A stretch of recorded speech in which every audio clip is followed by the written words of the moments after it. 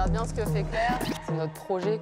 Et donc, pour que notre projet il soit bien, il faut que, ok, là, il faut que je me mette entre guillemets à nu et il faut que je dise que je suis pas bien, en fait. It's now.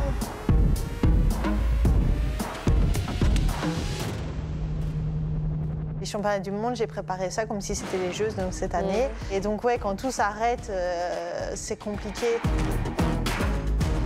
Ouais, parfait, là.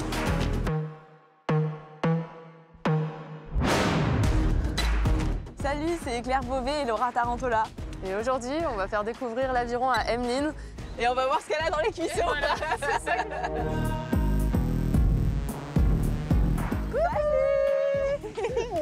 Ça va? Ça va À la forme. Cool. Ouais. T'es prête? Ouais. On va s'envoyer une grosse séance. Bah, attends, on a 2-3 trucs à t'expliquer avant. Vas-y. Donc, pour le vocabulaire, on a la dame de nage. C'est là où on va fixer nos avirons. Donc les avirons, c'est ça. On la met dans la dame de nage et on visse.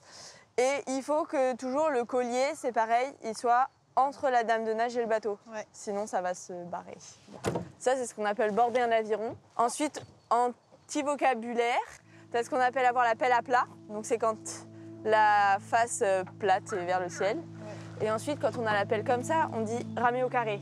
Et donc ça, c'est votre bateau habituel parce que je vois qu'il y a 5 places, mais on est 3. Ah oui, non, nous on utilise un bateau, il n'y a que 2 places. C'est un bateau beaucoup plus petit et de compétition. Celui-ci, ce sera un bateau d'initiation. C'est pas très grave si on n'est que 3 à ramer dedans. Le principal, c'est qu'il y ait quand même quelqu'un pour faire la direction. Donc, normalement, on ne devrait pas tomber à l'eau. En gros, le mouvement de base, donc on est derrière comme ça, tu vois, tu te tiens droite. Ouais. Et ensuite, c'est toujours bras, avancer un peu le dos et plier les jambes. Ok.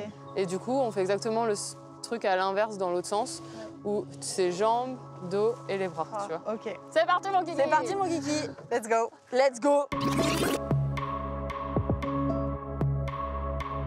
Alors, Emeline, cette séance d'initiation à l'aviron?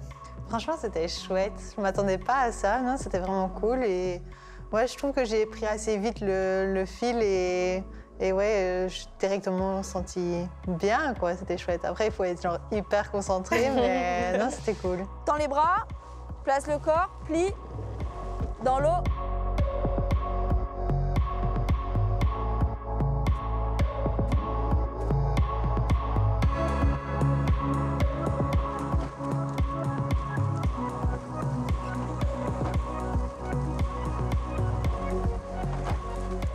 Tu arrives nickel? Ben ouais, Ça va? franchement. Je sais pas, mais... Si, c'est beau, c'est beau, c'est beau. Et t'as réussi à mettre un peu des watts dans l'eau. C'était vraiment concentré sur la technique. Bah, je sais pas, j'ai essayé, mais... Tu t'en es trop bien sorti. Ouais, tu t'en es trop bien Pour sorti. avoir été derrière, j'ai vu que tu te débrouillais comme une chef. Ouais, nickel. Tu vois, là, les bras, les jambes, et hop, les jambes et les bras. Aujourd'hui, on était 3 sur le bateau. D'habitude, vous êtes juste toutes les 2. J'ai vu que vous parliez quand même pas mal ensemble. Et comment ça se passe quand vous êtes juste toutes les 2 sur le bateau? Qu'on soit 2 ou 3 ou 4, en fait, ça change pas grand-chose. On a chacun nos rôles dans le bateau. C'est vrai que généralement, on a des informations qui viennent plus des gens de derrière parce qu'on va les entendre parler. Ceux de devant ne donnent pas beaucoup d'informations. Ça demande énormément de coordination entre nous. Il faut qu'on fasse les choses dans le même temps, dans la même seconde.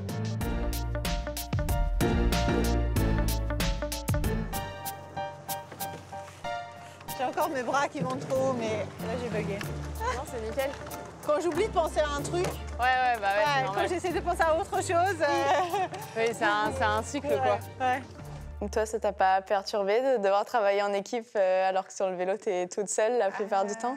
Bah non, pas vraiment, parce que nous, c'est aussi un travail où on est aussi en équipe au final. Quand je suis sur le vélo, j'ai pas vraiment quelqu'un à qui parler, mais le coach est souvent pas loin aussi pendant la course et puis nous donner quelques infos, par exemple sur les écarts, etc.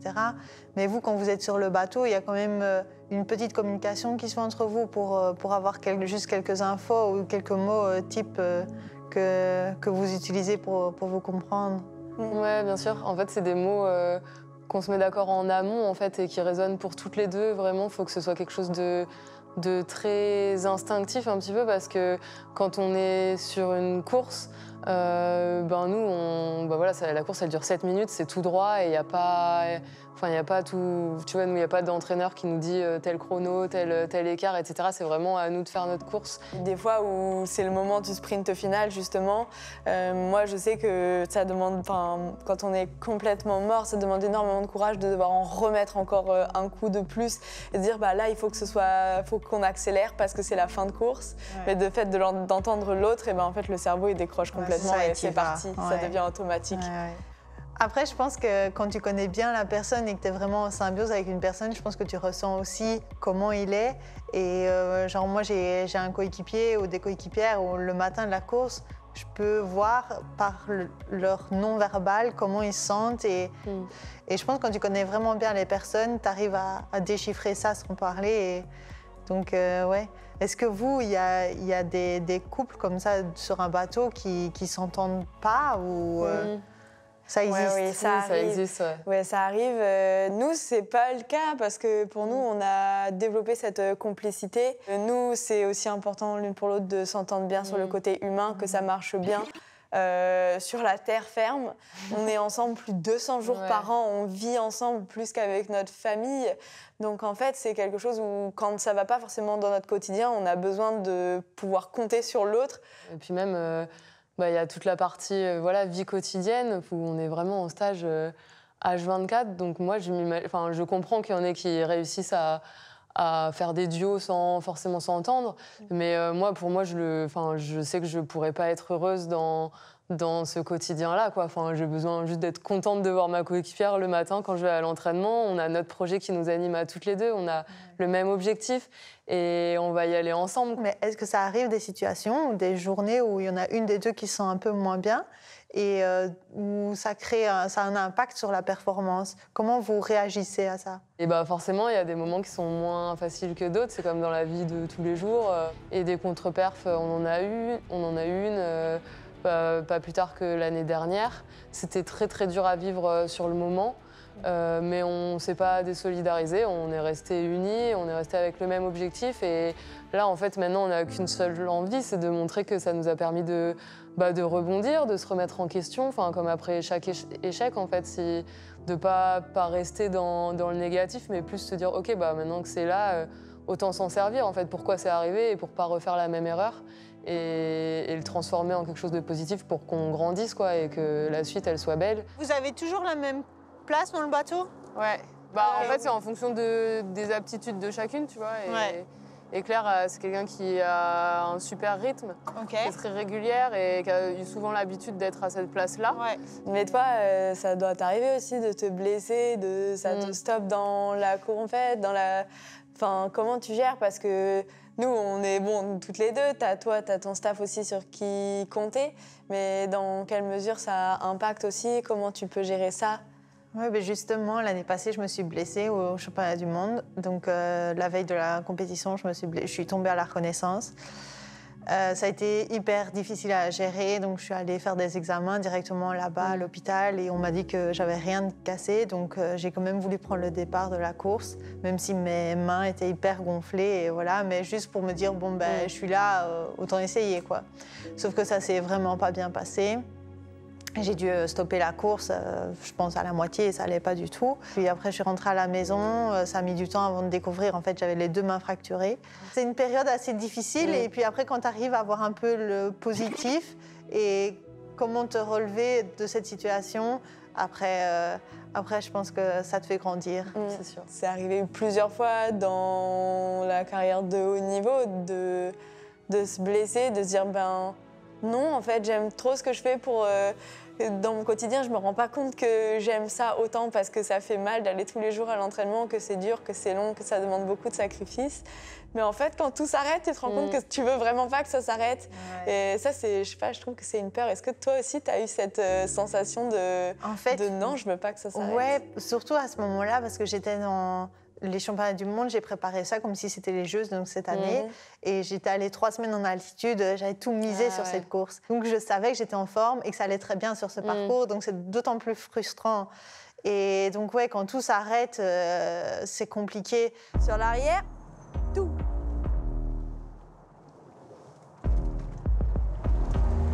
regarde bien ce que fait Claire.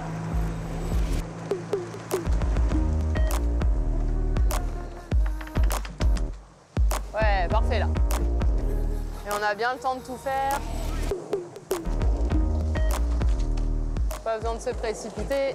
Est-ce que ça vous arrive aussi d'avoir ce moment vraiment down mentalement où l'entraînement coûte vraiment beaucoup d'énergie et t'en as marre d'aller à l'entraînement et c'est genre hyper fatigant, quoi. Moi, je sais que dans ma tête, c'est là où tout se joue et j'ai souvent ces moments où je vais me sentir au fond du trou, comme si le monde s'écroule sur moi.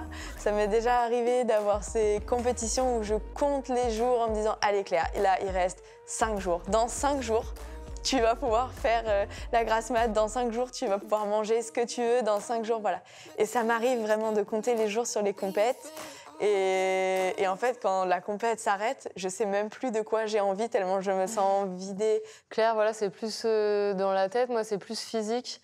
Il y a vraiment des périodes charnières de l'année où je sais qu'avec la fatigue, les entraînements qui sont longs, le froid, l'hiver, typiquement, je me blesse quand même beaucoup plus régulièrement que Claire. Au début de notre relation, entre guillemets, on avait du mal à se livrer à l'autre, à dire quand ça allait pas. Certainement un peu par ego aussi, parce que on est associés ensemble parce qu'on est déjà très fort, on est déjà forte en individuel, donc il y a aussi cette partie où il faut toujours un peu montrer à l'autre qu'on est fort pour que l'autre ait confiance. Au début, c'était un peu ça quand on se connaissait pas encore vraiment, et du coup, ça nous a parfois joué des tours dans le fait de pas dire qu'on se sentait fatigué. Du coup, ça amène énormément de fatigue, des blessures, on n'en peut plus, quoi. Alors qu'aujourd'hui, déjà, juste avoir la tête de l'autre, on sait, comme tu disais tout à l'heure, on sait comment aller. S'il y a ce genre de situation, objectif principal, c'est notre projet. Ouais, et donc, pour que notre projet il soit bien, il faut que, là, il faut que je me mette entre guillemets à nu et il faut que je dise que je suis pas bien, en fait. Alors là, on va partir sur des coups normaux. Et au signal de Laura, moi, je vais monter un peu le rythme. Donc, mon rôle à moi, c'est aussi de ne pas perdre mon équipage derrière. Donc, je vais m'adapter à ce que je vais ressentir. Donc, si je sens que tu ne suis pas, je ne vais pas continuer de monter pour te perdre. OK. OK? Ouais. C'est parti? Nous, on essaye de tout faire un peu plus vite, du coup. Ouais. Voilà. Mais en essayant de bien toujours penser aux mains, parce que sinon, tu vas vite te taper dans les genoux, en fait, si tu fais juste comme ça, tu vois. Ouais, okay. Sur l'arrière, pelle au carré dans l'eau. Tout.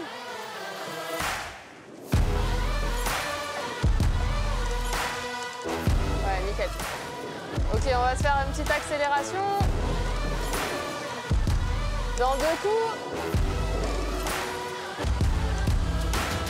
Au prochain. Maintenant.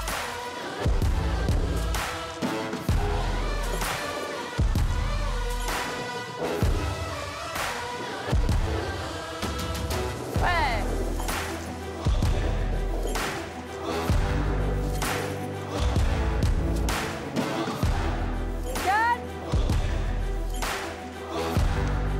Bravo!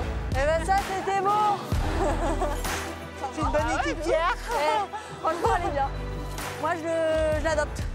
On est à quelques mois des Jeux, là. Comment tu te sens dans ta préparation? Pour le moment, c'est vraiment le rush avec la qualification. Donc là, je dois qualifier d'abord la Belgique et puis me qualifier individuellement.